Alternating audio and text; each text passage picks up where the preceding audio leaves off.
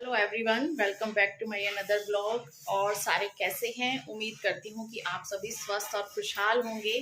और मेरे पीछे आपको बहुत सारी आवाज़ें आ रही होंगी क्योंकि घर पे पेंट का काम स्टार्ट किया हुआ है, जैसा कि आपको काफ़ी टाइम से पता ही है। मगर काम लेट से लेट ही होता जा रहा है, तो पूरा घर फैला पड़ा है। और अभी मैं आपको दिखाती हूँ कमरों का क्या हाल हो रहा है। ये सारा सामान लॉबी में पड़ा हुआ है और ये वाले रूम को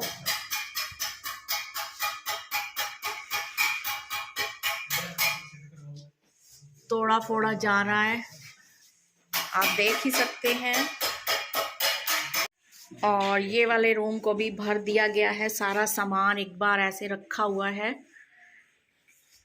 और इस वाले रूम में भी सामान रखना पड़ गया है क्योंकि किचन भी कुछ कुछ खाली हो रही है।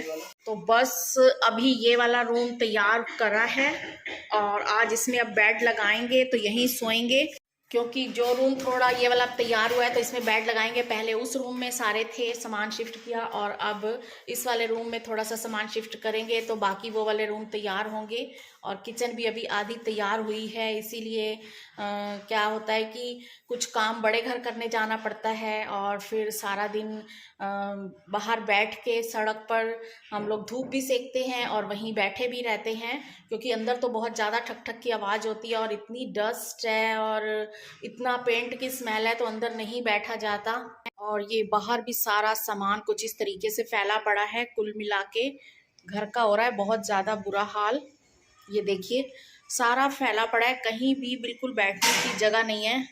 तो अब मैं आ गई हूँ ऊपर, और ऊपर काफ़ी अच्छी धूप है क्योंकि ठंड नीचे तो काफ़ी लग रही थी, लेकिन ऊपर अब अच्छी काफ़ी ढंग की धूप लग रही है। और मैं आपसे ये कह रही थी कि मैं आज कुछ आपसे अपनी बातें शेयर करने वाली हूँ। वो ये कि हम लोगों की लाइफ में अक्सर कुछ ना कुछ कन्फ्यूज़न या मिसअंडरस्टैंडिंग हो जाती है। तो इसीलिए मैं कुछ आपसे ये बात कहने वाली थी कि हम लोग काफ़ी कई बार मिसअंडरस्टैंडिंग हमको हो जाती है कुछ लोगों के साथ, और जिससे कि हम अपना एक अनमोल रिश्ता या तो खो देते हैं और या फिर खोने की कगार पर होता है।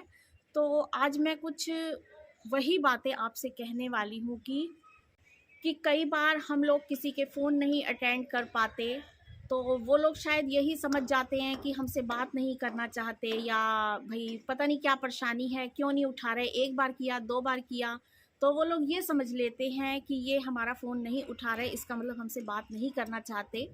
लेकिन मैं ये कहना चाहूँगी कि उसके पीछे उनको समझना चाहिए पूरा कारण, और अपने आप ही अपना मतलब थिंकिंग में ना ले जाएं। अपने आप ही जो मर्जी आए सोच लें कि फ़ोन नहीं उठा रहे, नहीं बात करना चाह रहे होंगे। उसके पीछे की वजह हमें जान लेनी चाहिए, इससे कि हमारे रिश्तों में जो परेशानी आती है या आने वाली है उससे हम बच जाएं। क्योंकि मेरे साथ भी ऐसा ही हुआ। मेरी फ्रेंड है बहुत अच्छी, और वो बचपन से ही हम लोग साथ हैं, और अब हमारी शादी भी एक ही शहरों में हो गई। तो कुछ टाइम पहले मैंने उसे 3-4 दिन लगातार फ़ोन किए, 2-2 4-4 बार एक दिन में फ़ोन किए, तो उसने पिक नहीं किया। तो फिर मैंने उसको मैसेज किया, मैसेज सीन तो हो जाते थे लेकिन उसका वो आंसर नहीं करती थी। तो फिर सोचने को मैं भी सोच सकती थी कि मेरे आंसर सीन कर लेते हैं लेकिन जवाब नहीं देती, और मेरे फ़ोन भी नहीं मतलब अटेंड कर रही, तो शायद वो मुझसे बात नहीं करना चाहती। लेकिन ऐसा नहीं हुआ। कुछ टाइम बाद जब हमारी फिर से बात हुई, तो मुझे उन्होंने बताया कि मैं काफ़ी टाइम से बीमार चल रही थी और मैं 1 हफ़्ता एडमिट रही हूँ हॉस्पिटल में। तो मैंने उनसे बोला कि मैं जब मैसेज करती थी तो वो सीन आप कर लेते थे और आपने आंसर नहीं दिए। तो वो बोले कि मैं 1 हफ़्ते से हॉस्पिटल में एडमिट थी और मेरे बच्चों के पास वो फ़ोन था। बच्चे सीन कर लेते होंगे, और उन्होंने मुझे बताया भी नहीं क्योंकि मैं काफ़ी बीमार चल रही थी। तो फिर ये थी बात। अगर चाहते तो हम उस रिश्ते को भी खो सकते थे। और हाल फिलहाल में ही ऐसा हुआ कि मुझे किसी पार्टी में जाना पड़ा और मैं फ़ोन घर छोड़ गई। तो मेरी फ्रेंड का फ़ोन आया 2 बार, तो मैंने उसको नहीं अटेंड किया क्योंकि मैं फ़ोन साथ ले ही नहीं गई। तो फिर वापस आई मैं लगभग 11 बजे के करीब, तो देखा कि 2 मिस कॉल थी। तो मैंने कहा अब तो काफ़ी लेट हो गया है, तो मैं उन्हें अभी फ़ोन नहीं करती, डिस्टर्ब नहीं करती। तो नेक्स्ट डे अभी मैं काम से फ्री ही नहीं हुई थी, तो फिर उनका मैसेज आया कि आपने फ़ोन क्यों नहीं अटेंड किया मेरा। तो फिर मैंने उनको मैसेज किया कि कल गई थी पार्टी में और फ़ोन नहीं लेके गई थी, इसीलिए मैं आपका फ़ोन नहीं अटेंड कर पाई। तो ये वजह थी। कई बार हमारा नेट नहीं चल रहा होता, कई बार हमारा फ़ोन की बैटरी डाउन हो गई होती है, कई बार हम लोग मतलब रूम में फ़ोन रखा होता है और हम लोग बाहर बैठे होते हैं या वॉशरूम में होते हैं या किचन में काम कर रहे होते हैं। तो फिर ये वो काफ़ी रीज़न हैं जिन्हें हमें समझना चाहिए और एकदम से हाइपर नहीं हो जाना चाहिए, और अपने हिसाब से हमें सारी स्थिति नहीं पता होती और हम अपने आप आइडियाज़ लगा लेते हैं कि हाँ जी, वो हमसे बात नहीं करना चाहते और वो बड़े एटीट्यूड में हैं, या पता नहीं हमारा फ़ोन क्यों नहीं पिक कर रहे, आंसर नहीं दिया। अरे आप उनकी प्रॉब्लम तो समझो, उनसे बात तो करो। और नहीं अगर बात कर सकते, फ़ोन नहीं अटेंड कर पाए किसी वजह से, तो आप ये तो सोचो कि क्या वजह हो सकती है। सिर्फ़ आपने अपने आप सोच लिया कि ये वजह हो सकती है, तो बस उसके बाद ख़त्म रिश्ता। तो ठीक है, वो सब ठीक है, लेकिन ज़रूरी नहीं कि ये सब से जगह से ब्लॉक कर देने से, बात ना कर देने से हम लोगों के रिश्ते ख़त्म हो जाते हैं, क्योंकि रिश्ते कई बार दिल से होते हैं, और दिल में अगर जगह होती है तो आप कहने को वो रिश्ते तोड़ सकते हैं, भुला सकते हैं, उनसे बात करना, आना-जाना बंद कर सकते हैं, लेकिन जो दिल में जगह होती है वो कहीं भी नहीं जाती। इसीलिए वो कहते हैं ना कि अगर दिल खोल लिया होता यारों के साथ, तो आज ना खुलता दिल औजारों के साथ। वाक़ई सही बात है, और बहुत कम हमारे पास ऐसे रिश्ते होते हैं जिनके साथ हम लोग अपने दिल की बात शेयर कर सकते हैं। तो ऐसे ही रिश्ते हमें खोने नहीं चाहिए सिर्फ़ इस चक्कर में कि उसने हमें ऐसा क्यों कह दिया, या उसने हमें हमारा फ़ोन क्यों नहीं अटेंड किया, उसने हमारा मैसेज सीन करके भी आंसर नहीं दिया। अरे तो आप एक बार उनसे बात तो करके देखिए कि क्या वजह रही होगी। क्या पता कोई अंदर से कितना परेशान चल रहा हो, क्या पता उसके घर के हालात कैसे हों। जैसे अब मेरे ही घर के हालात, सारा सामान उठा-पटक, अंदर मैं बैठ नहीं सकती, जल्दी घर से हम बाहर निकलते हैं, बड़े ज़्यादातर बाहर सड़क पे काट लेते हैं टाइम, फिर वहाँ बहुत लोग बैठे हुए होते हैं, कई बार फ़ोन अंदर रह जाता है।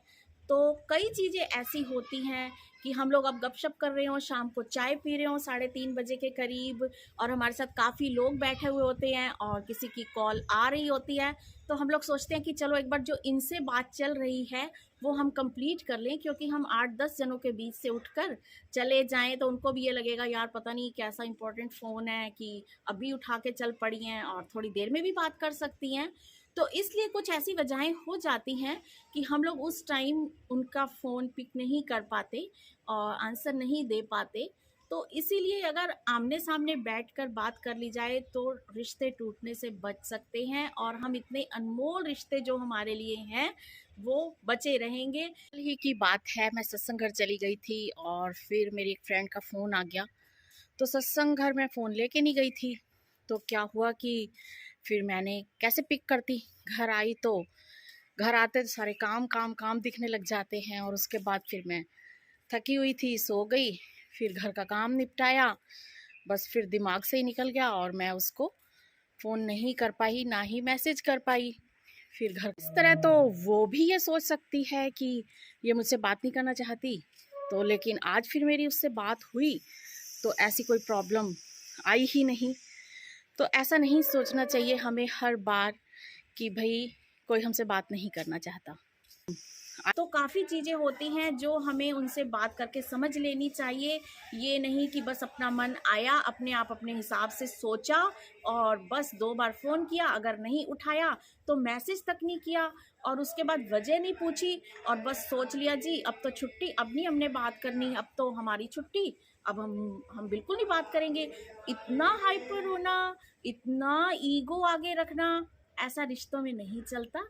तो आज की ये सारी बातें करने का मेरा यही मतलब था कि हमारी सभी की लाइफ में कुछ ना कुछ ऐसी घटनाएं हो जाती हैं, इसीलिए हमें इन मिसअंडरस्टैंडिंग की वजह से इतने अनमोल रिश्तों को नहीं खोना चाहिए, बिल्कुल भी नहीं खोना चाहिए।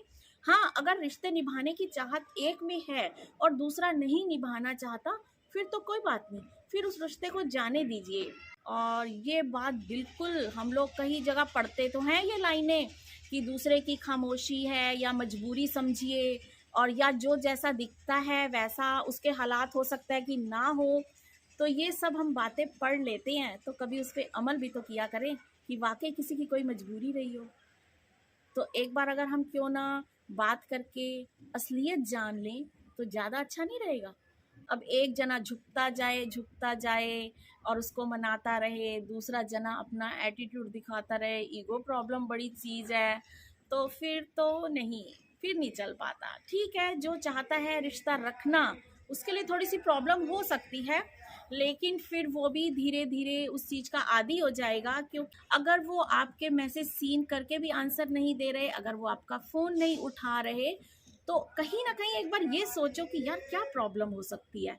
हो सकता है ये आप सोचो कि उसने जान के नहीं मेरा फ़ोन उठाया। हम ये भी तो सोच सकते हैं कि यार वो किसी प्रॉब्लम में ना हो, शायद आज उसका मूड ठीक ना हो, उसकी तबीयत ना ठीक हो, उसके घर के हालात ऐसे ना हो, या वो कहीं बाहर हो। कुछ भी तो हो सकता है ना, बहुत सारी चीज़ें हो सकती हैं। हम लोग हमेशा जल्दी से एक तरफा ही सोच लेते हैं अपने हिसाब से, और बस रिश्ता ख़त्म। तो बस फिर आज मैंने अपनी लाइफ की काफ़ी बातें जो रिसेंटली ही मेरे साथ हुई हैं, वो मैंने आपके साथ शेयर करी हैं। क्यों मेरे मन में बात आई तो मैंने आपके साथ अपनी शेयर कर ली, साझी कर ली अपनी बातें। तो बस मेरा आज का मेन मुद्दा यही था कि कुछ हमारी मिसअंडरस्टैंडिंग की वजह से हम लोग अपने इतने अच्छे अच्छे प्यारे प्यारे से रिश्ते ना खोएं। क्योंकि आज के टाइम में तो वैसे ही खुशियां बहुत कम मिलती हैं, अपने लोग बहुत कम मिलते हैं, टाइम किसी के पास है नहीं। तो जो रिश्ते हैं वो हमें संभाल के रखने चाहिए, जो रखना चाहता है, और जो नहीं रखना चाहता फिर उसके साथ तो कोई ज़बरदस्ती भी नहीं है। जिन लोगों ने मेरे चैनल को अभी तक सब्सक्राइब नहीं किया तो प्लीज़ सब्सक्राइब करें, लाइक करें, शेयर करें, कमेंट करें, और कमेंट करके बताएं कि किस किस के साथ कुछ कुछ ऐसा हुआ है। तो बस फिर मैं करती हूँ वीडियो का एंड, और फिर मिलते हैं एक नई वीडियो के साथ। Till then bye bye.